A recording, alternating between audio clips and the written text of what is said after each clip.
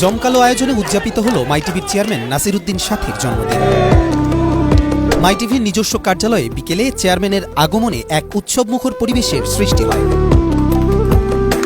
প্রধান ফটক থেকেই ফুল আর স্লোগানের মাধ্যমে তাকে বরণ করে নেন মাইটিভির সকল কর্মকর্তা ও কর্মচারীবৃন্দ। এই আনন্দঘন মুহূর্তে প্রথমবারের মতো মাইটিভি কার্যালয়ে আসেন প্রতিষ্ঠানটির চিফ অপারেটিং অফিসার তৌহিদ উদ্দিন আফ্রিদির স্ত্রী রামিশা আল রিশা। তাকেও ফুল দিয়ে বরণ করে নেওয়া হয় মাইটিভির পক্ষ থেকে। এরপর চেয়ারম্যানের জন্মদিন উপলক্ষে ভবনটির অডিটোরিয়ামে এক দোয়া ও মিলাদ মাহফিলের আয়োজন করা হয়। এই মাহফিলে দেশবাসী সহ মাইটিভির সকল কর্মকর্তা ও কর্মচারী এবং মাইটিভির প্রতিষ্ঠাতা চেয়ারম্যান মরহুমা ওমেদা বেগম ও মরহুম আলতাফ হোসেন এবং মাইটিভির চেয়ারম্যান নাসিরউদ্দিন সাথীর একমাত্র কন্যা প্রতিষ্ঠানটির প্রশাসন বিভাগের পরিচালক নিশাত তাসনিম প্রমির কোলজুড়ে আসা নতুন সদস্য আদিয়ান চৌধুরীর জন্য বিশেষভাবে দোয়া করা হয়। দোয়া ও মিলাদ শেষে মাইটিভির চেয়ারম্যান নাসিরউদ্দিন সাথী দেশবাসীর উদ্দেশ্যে মূল্যবান বক্তব্য রাখেন।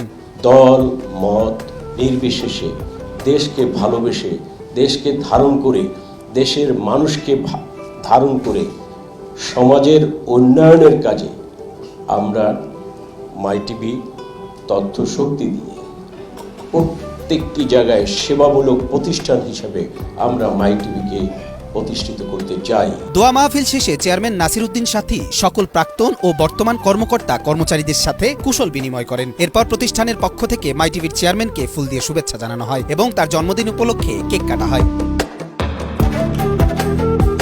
সকাল থেকে প্রতিষ্ঠানটির সদস্যরা নতুন অতিথিদের আগমনে নিজ হাতে সুন্দর করে সাজিয়ে তোলেন প্রতিষ্ঠানটির বিভিন্ন বিভাগ। এভাবেই দিনব্যাপী নানা আয়োজনের মধ্য দিয়ে মাইটিভির চেয়ারম্যান নাসিরউদ্দিন সাথীর জন্মদিন আনন্দ ও উদ্দীপনার সাথে পালিত হয়।